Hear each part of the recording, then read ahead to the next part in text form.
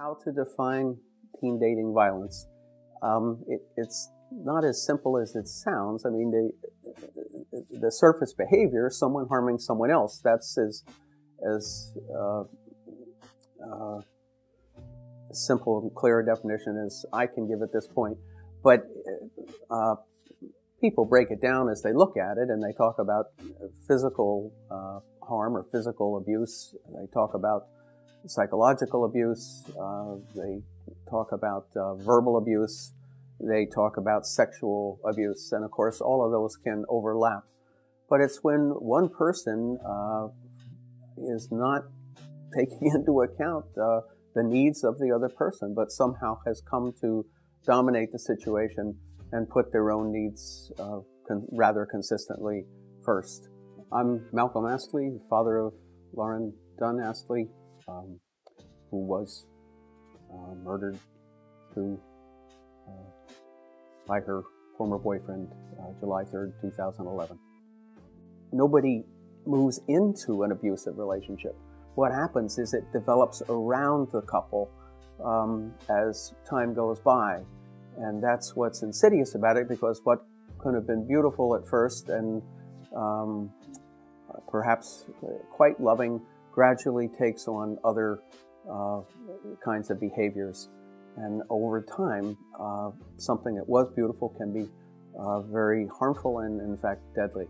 Most young people go through, as I understand it, 7 to 8 relationships before they settle into something that's more serious. And if they're used to that, if we're helping them be aware of that and helping them know what's involved in coming together and then coming apart, we'll all be better off, and there'll be less chance, I think, for harm. Breaking up is one of the most powerful of human experiences, and that's part of the training that we need to provide through schools to young people, as well as parents, that this thing that for centuries we just said, well, that's part of life. Yes, it's part of life, but so is riding in a car, and we give kids seatbelts now. We wouldn't think of letting kids bounce around, nor ride a bicycle without a helmet. And it's time to go ahead and help kids with facts and information and knowledge and skills about the process of breaking up. The Memorial Fund, the Lauren Dunne Astley Memorial Fund's mission is 3 areas. It's to promote dynamic educational program in the areas of healthy and effective relationships, in the arts, and in community service. The latter 2 being areas that Lauren was very interested in.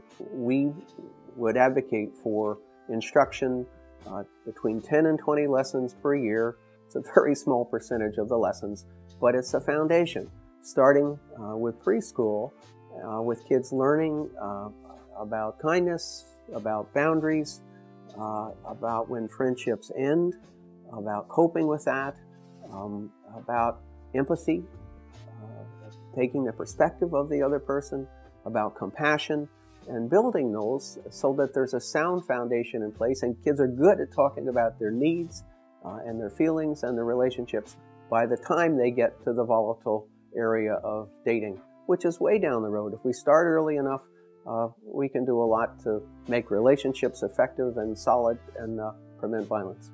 For schools to take on the matter of healthy relationships is critical.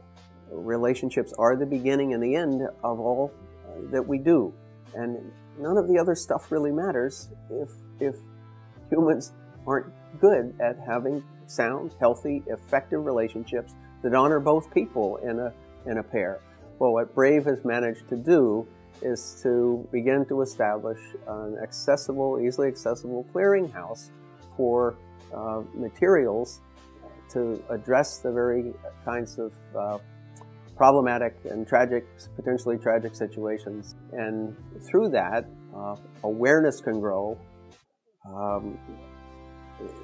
The courses can be identified and tried out and implemented, and that's the way you get norm change. What's involved with abuse is often a complete lack of conceptualization of rights. It's merely what I want. and what I can do to get what I want without any thought of rights at all. So rights gives us important benchmarks. It's another way of norming, in my view. If people begin to realize what their rights are and the rights of others are, it can change the whole dialogue. But you have to build that in very carefully because it's very different from wants.